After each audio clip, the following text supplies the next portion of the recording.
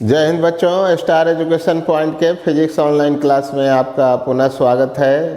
तो हम लोग प्रकाश के अपवर्तन चैप्टर में प्रकाश के अपवर्तन से संबंधित कुछ प्राकृतिक घटनाओं को पढ़ रहे हैं। उसी श्रृंखला में अगला क्वेश्चन हम लेकर उपस्थित हैं।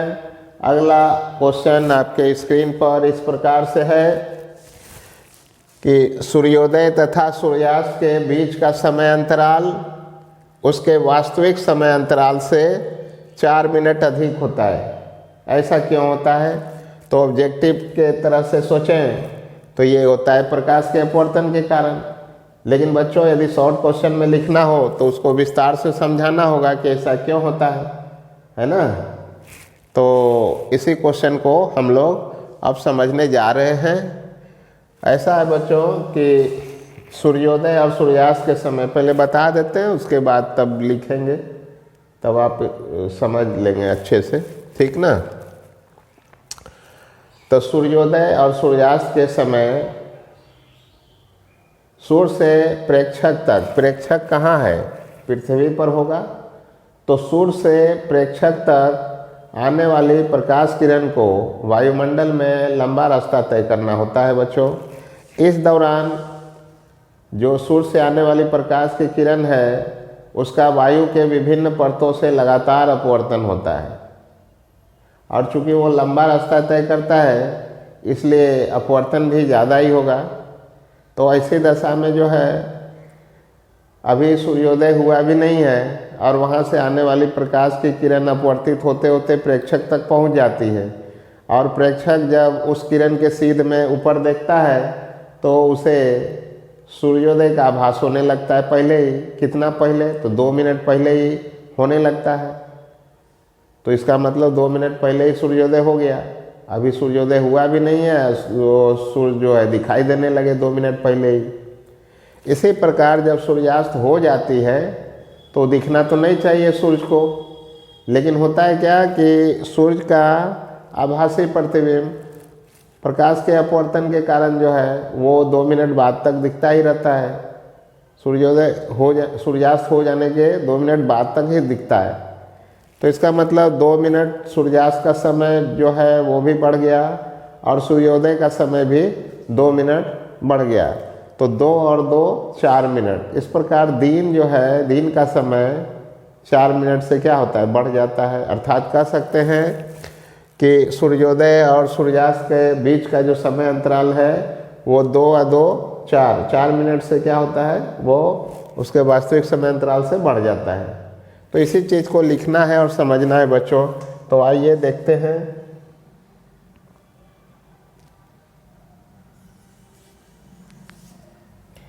तो मान लेते हैं बच्चों कि ये पृथ्वी है, ठीक ना। आपको समझाने के लिए ऐसा बना रहे हैं। और बच्चों, पृथ्वी है तो वायुमंडल तो होगा ही। तो ये पृथ्वी का वायुमंडल हो गया, और वायुमंडल हो गया तो वायु की तो विभिन्न परतें होगी, है ना। बहुत सारा परत होगा बच्चों। और हम लोग जानते हैं कि पृथ्वी तल के नज़दीक वाली हवा जो है काफ़ी सघन होती है। तो नीचे की हवा क्या हो जाएगी? ये काफ़ी घना होगा, सघन होगा। और ऊपर की जो वायु है बच्चों वो अपेक्षाकृत क्या होगा? ये विरल होगा। ऊपर वाली विरल और नीचे वाली हवा क्या होगी? सघन होगी, ठीक है। ये पृथ्वी हो गई। अब प्रेक्षक कहीं तो होगा ही। मान लेते हैं कि यहाँ पर प्रेक्षक है बच्चों, ठीक ना।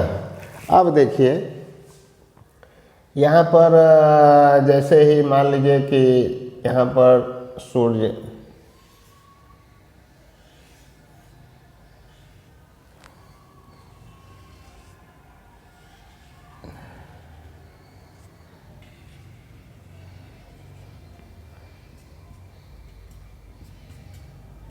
अभी तो बच्चों पृथ्वी के तल के नीचे ही है सूर्य, तो प्रेक्षक को तो दिखना नहीं चाहिए बच्चों। ये प्रेक्षक है, इसको दिखना नहीं चाहिए। लेकिन होता क्या है कि प्रकाश की किरण यहाँ से तो पहले सीध में चलेगी, है ना।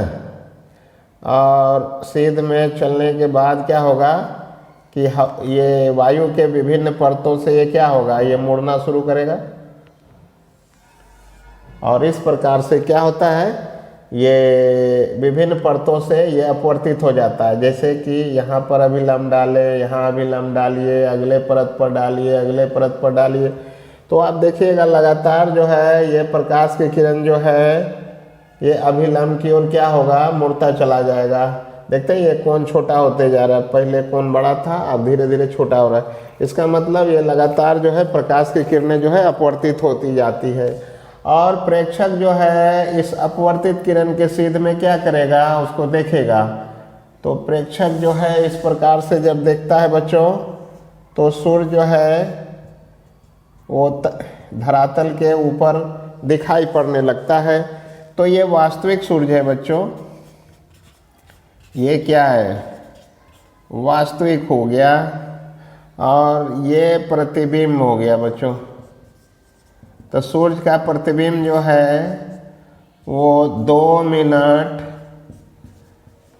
पहले ही दिखाई देने लगता है। कितना मिनट, 2 मिनट पहले ही। तो यहाँ वस्तु समझ लीजिए ये सूर्य है और ये यहाँ से चलने वाली प्रकाश की किरण वायुमंडल से अपवर्तित होता हुआ प्रेक्षक तक पहुँचती है। अपवर्तित किरण के सीध में प्रेक्षक जब देखता है तो उसे 2 मिनट पहले ही ऊपर सूर्य का प्रतिबिंब दिखाई देने लगता है। ठीक इसी प्रकार से ये तो सूर्योदय हो गया, सूर्योदय के समय ऐसा हुआ है ना, और इसी प्रकार से सूर्यास्त के समय भी। अब यहाँ पर देखिए सूर्यास्त हो चुका है, ऐसा एक चित्र बना के आपको समझाते हैं। ये सूर्यास्त हो गया है, ठीक ऐसा। लेकिन यहाँ से चलने वाली जो प्रकाश की किरणें बच्चों,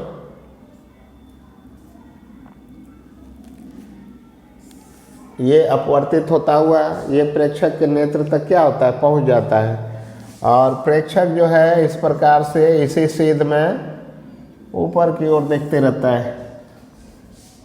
तो सूर्यास्त तो हो चुका है, लेकिन सूर्य उसे क्या होता है, वो पृथ्वी के क्षितिज के ऊपर दिखाई देते रहता है। कब तक दिखाई देता रहेगा, देखिए यहाँ का प्रतिबिंब ऊपर दिखाई दे रहा है, ये प्रतिबिंब दिखाई दे रहा है बच्चों। कब तक दिखाई देगा, 2 मिनट बाद तक, है ना। तो 2 मिनट जो है वो देख रहे हैं कि पहले ही दिखाई देने लगा और 2 मिनट बाद तक यहाँ पर दिखाई दे रहा है, ठीक है। तो इस प्रकार समय अंतराल 2 मिनट इधर बढ़ गया और 2 मिनट उधर बढ़ गया, माने दिन का अंतराल जो है वो 2-2 मिनट बढ़ गया और 4 मिनट हो गया। ठीक है, शायद आप समझ लिए होंगे। ठीक, तो चलिए इसको लिखेंगे कैसे, आइए देखते हैं, समझते हैं इसको।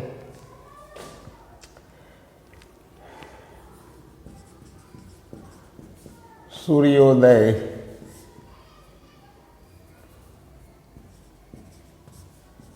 या सूर्यास्त के समय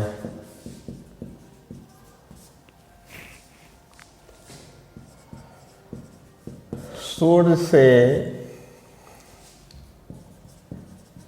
पृथ्वी के प्रेक्षक, प्रेक्षक माने दर्शक,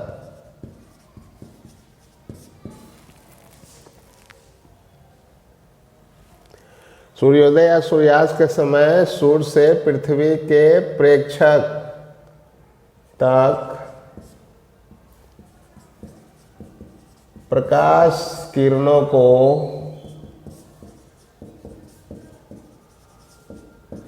पहुंचने के लिए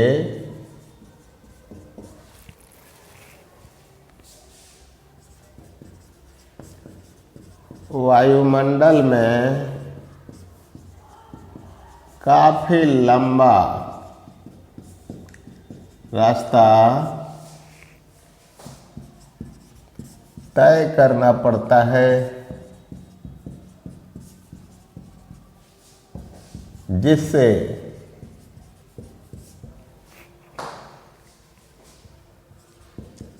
वायुमंडल के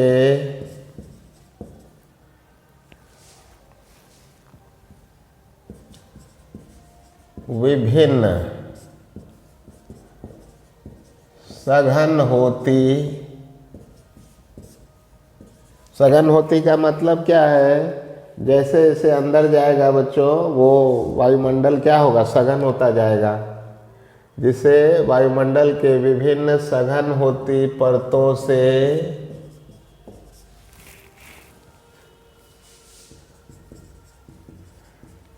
प्रकाश की किरणें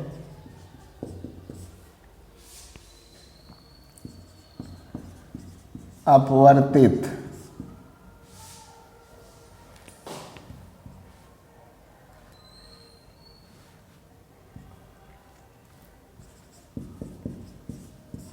होती हुई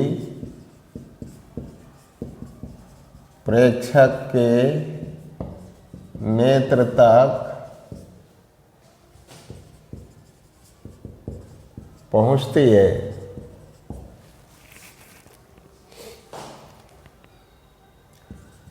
प्रेक्षक जब इस अपवर्तित किरणों के सीध में देखता है तो उसे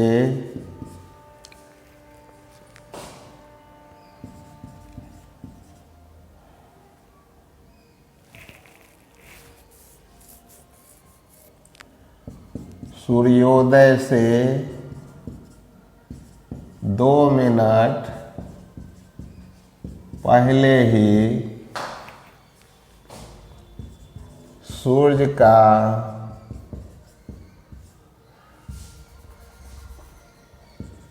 आभासी प्रतिबिंब दिखाई पड़ने लगता है, जो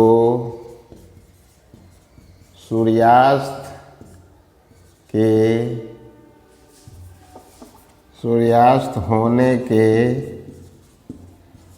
2 मिनट बाद तक दिखाई पड़ता रहता है। तो बच्चों यहाँ पर लिखा है कि सूर्योदय या सूर्यास्त के समय सूर्य से पृथ्वी के प्रेक्षक अर्थात दर्शक तक प्रकाश किरणों को पहुँचने के लिए वायुमंडल में काफ़ी लंबा रास्ता तय करना पड़ता है, जिससे वायुमंडल के विभिन्न सघन परतों मतलब विभिन्न सघन होती परतों से प्रकाश की किरणें अपवर्तित होती हुई प्रेक्षक के नेत्र तक पहुंचती है। प्रेक्षक जब अपवर्तित किरण की दिशा में उसे देखता है तो उसे सूर्योदय से 2 मिनट पहले ही सूर्य का प्रतिबिंब दिखाई पड़ने लगता है।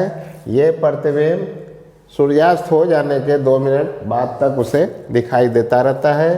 इस प्रकार देख रहे हैं बच्चों, समय अंतराल दिन का 4 मिनट से बढ़ जाता है। अतः यही कारण है कि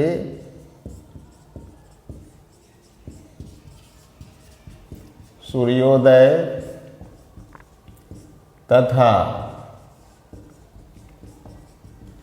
सूर्यास्त के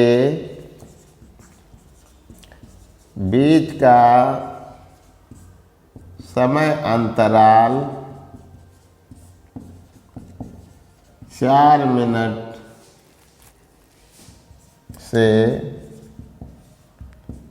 बढ़ जाता है, अर्थात दिन का जो समय है वो 4 मिनट से बढ़ा हुआ मालूम पड़ता है। ऐसा है बच्चों, तो इतना ही लिखना है, इससे ज़्यादा लिखने की आवश्यकता नहीं है। चित्र बनाया है आपको समझने के लिए, तो आशा है चित्र से आपने इस घटना को समझ लिया होगा। ठीक ना। ऑब्जेक्टिव में कभी कभी पूछता है कि सूर्योदय का जो समय अंतराल है वो कितना मिनट से बढ़ा हुआ मालूम पड़ता है। मतलब सूर्योदय 2 मिनट पहले हो जाता है, 4 मिनट पहले हो जाता है, या वास्तविक समय पर होता है, ऐसा भी पूछ सकता है। तो 2 मिनट सूर्योदय पहले हो जाता है, सूर्यास्त भी 2 मिनट बाद होता है। इस प्रकार कहेगा कि दिन का समय अंतराल कितना बढ़ जाता है, तो 4 मिनट से बढ़ जाता है। तो ये सारी घटना किस कारण से हो रही है बच्चों? तो ये प्रकाश के अपवर्तन के कारण हो रही है। आपने देखा था कि यहाँ पर प्रकाश का क्या होता है? अपवर्तन। अपवर्तित होते हुए प्रेक्षक के नेत्र तक प्रकाश जाती है, इसी वजह से ये घटना संपन्न होती है। ठीक ना। तो अब थोड़ा सा बात करें, जैसे हम लोग के यहाँ छठ मैया का पूजा होता है, तो उस समय जो है पहला दिन जो है शाम में अर्घ पड़ता है, मतलब पूजा होती है। तो उस समय जो है इसका मतलब है कि सूर्यास्त हो चुका होता है, लेकिन सूर्य जो है दिखाई देते रहते हैं। तो क्या करना चाहिए बताइए हम लोग को कि सूर्यास्त थोड़ा लगे कि अब होने वाला है, उससे पहले ही पूजा समाप्त कर देनी चाहिए, तब ना वास्तविक सूर्य भगवान का पूजा होगा। ठीक इसी प्रकार से सूर्योदय के समय सूर्य जब दिखाई देने लगे तो 2 मिनट रुक जाना चाहिए, है ना। लोग हड़बड़ाहट में रुकते नहीं हैं, लेकिन जो है फिजिक्स जानने के बाद क्या करना चाहिए? 2 मिनट रुकना चाहिए, तब ना वास्तविक सूर्य भगवान दिखाई देंगे, तब ना उनका हम लोग पूजा करेंगे। ठीक ना। तो मतलब हमने एक उदाहरण दिया आपको इस प्रश्न को समझाने के लिए। ठीक ना। ऐसे तो भगवान सब जगह है, सब समय में है। ठीक है। तो आप आशा है आप समझ लिए होंगे, इसको याद कर लीजिएगा। फिर मिलते हैं प्रकाश के अपवर्तन संबंधी कुछ और प्राकृतिक घटनाओं को लेकर। तब तक आपका धन्यवाद।